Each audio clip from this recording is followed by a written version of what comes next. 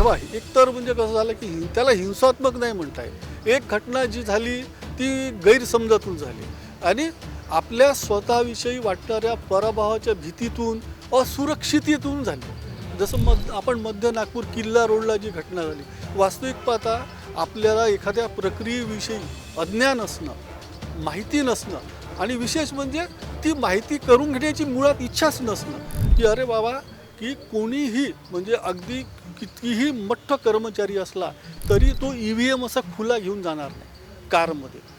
त्या प्रत्येक मतदान केंद्रावर काही एक्स्ट्रा EVM असतात, त्याच्यात व्होटिंग नव्हत्या, त्या असं रिकाम्या EVM होत्या त्या. तो कारमध्ये ते घेऊन चालला होता. हे कळायलाच पाहिजे कोणाला.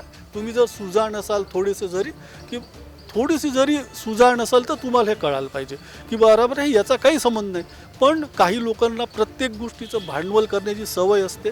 महालमध्ये काँग्रेसचे जे उमेदवार आहे त्या बंटी शेळके, त्यांनी त्याचं अकारण भांडवल केलं, राईचा पर्वत केला आणि त्याचा निश्चितच ॲडव्हर्स इफेक्ट होईल.